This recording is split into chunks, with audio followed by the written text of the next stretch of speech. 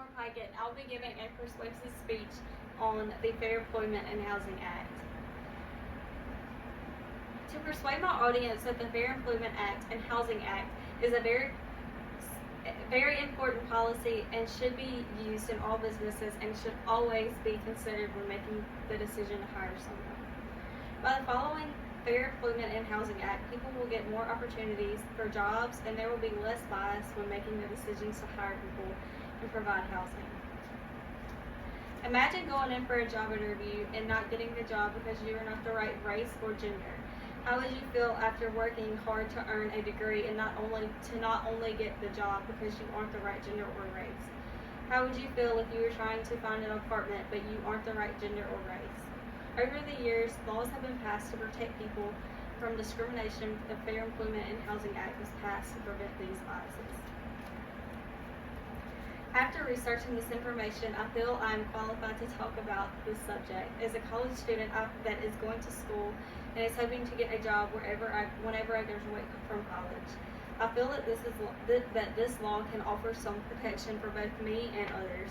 I feel that no matter what color or gender you are, when businesses hire, they need to investigate your schooling and all the credentials and skills you have for the job. As I stated earlier, the Fair Employment Act and Housing Act is a very important policy to all people and businesses everywhere. You should never have to worry about not getting a job because of your race or gender. You should only be looked at for what you can bring to the job, your schooling and the skills needed for the job. The Fair Employment and Housing Act is very important and should mean something to all people. Today I will be informing you about the policy and how it has affected different people. Now let me inform you about the history of the Fair Employment Act and Housing Act. The Fair Employment Act and Housing Act is a very serious and has a long history. The order is known as the Executive Order 882. The order was enacted on June 25, 1941 by the President Franklin D. Roosevelt.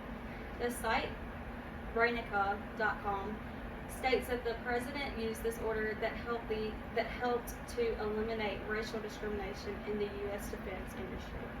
It was a very important step toward the ending in the federal government and employment practices overall.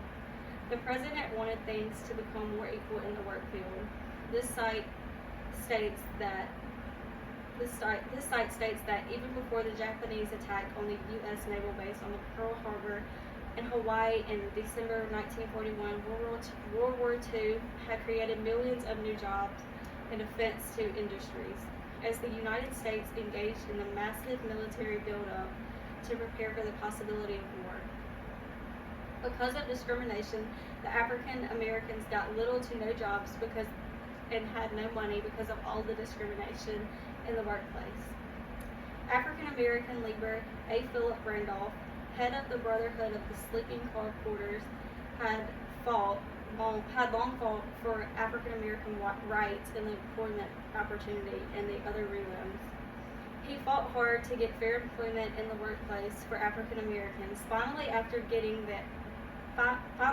fighting, they got the act. African American leader A. Philip Randolph, head of the Brotherhood of Sleeping Car Porters, had long fought for African American rights and the employment opportunity and other rhythms within a workplace, which is very true and an important statement. This site also states organizations need to foster an inclusive environment that values the contributions of individuals all across all age groups. Age should not matter. Your position in a job.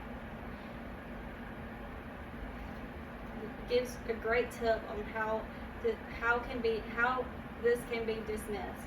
This can be achieved by promoting intergenerational collaboration, providing a training and development opportunities for employees at all stages of their career, and a challenging age-based stereotypes and biases. This is a very great tactic for our fairness for the age of the workers. Disability is also a problem in the workplace. This site, healthyofficehabits.com, states that individuals with disabilities process immense talent and potential yet they often encounter prejudice and discrimination in the workplace.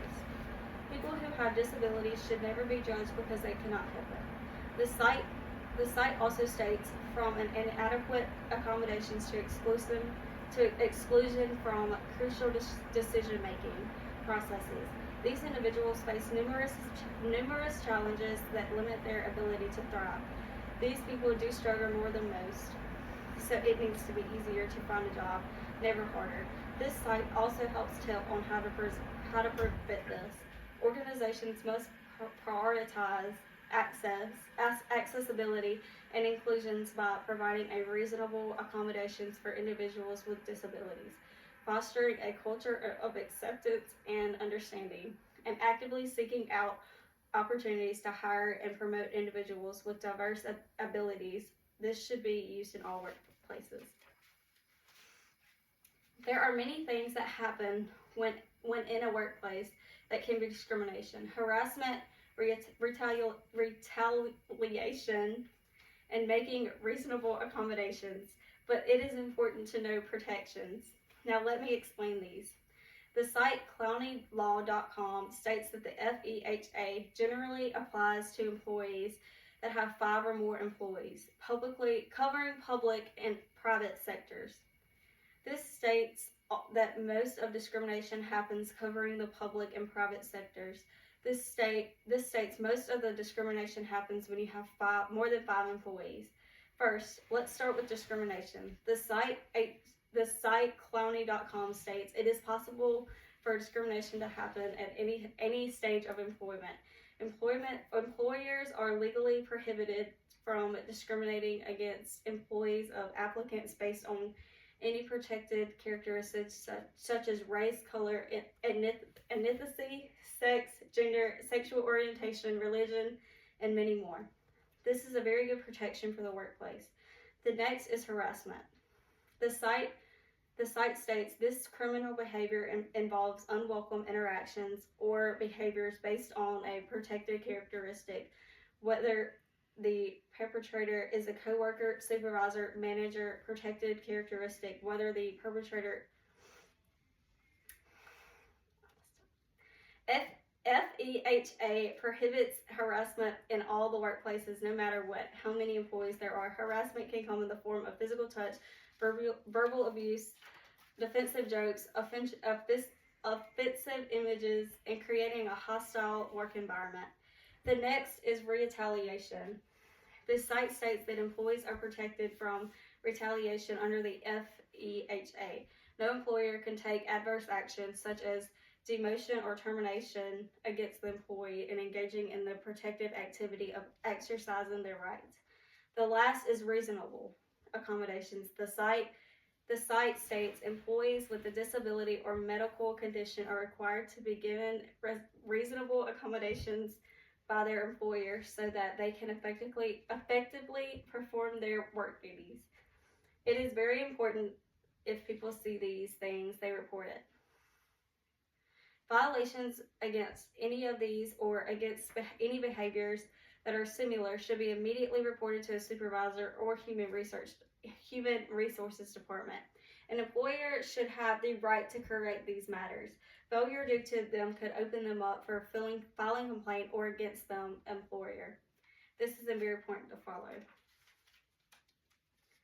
Many people have been affected by the Fair Employment and Housing Act. Imagine trying to apply for housing or applying for a job and not getting it because of your skin or your gender.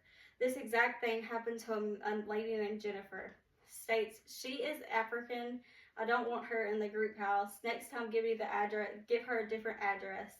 This statement right here is a prime example of discrimination of housing.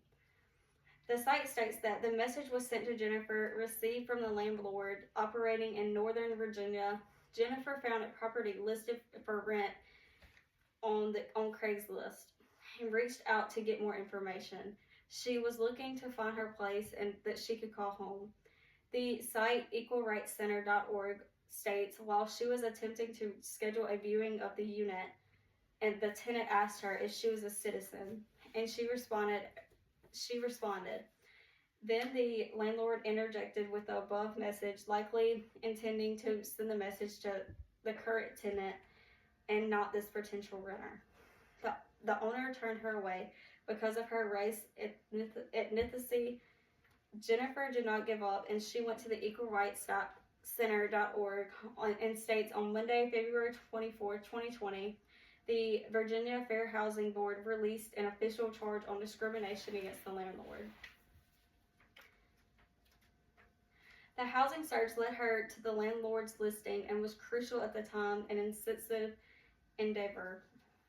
At the time, she was living in a house that lacked heating or AC. She had difficult breathing due to the combination of paint and fumes from the landlord's repainting of the home and the feces of the 11 cats. Jennifer had recently undergone surgery, and she found it impossible to recover in the conditions of her home. This is very sad that someone could not stay somewhere because she got judged to the color of her skin.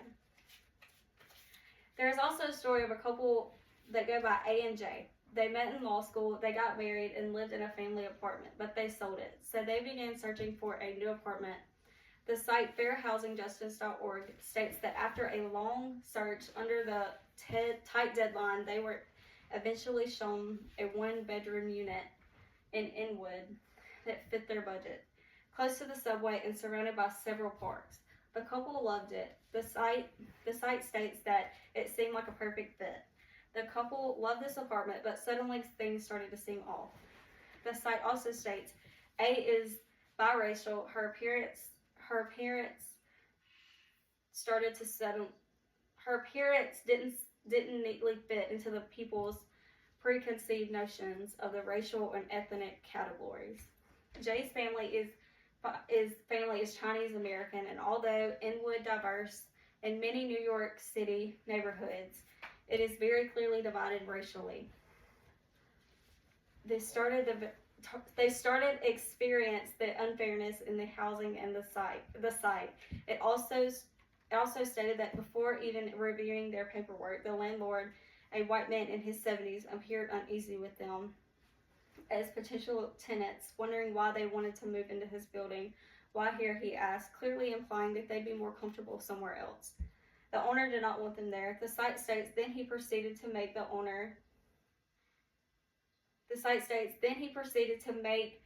the statements as A would later return blatantly violent fair housing laws.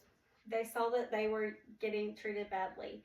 The site states that it is a good opportunity, right and wrong, the complaint experience, as well as teach the landlord that their behavior is illegal. They got legal action they needed.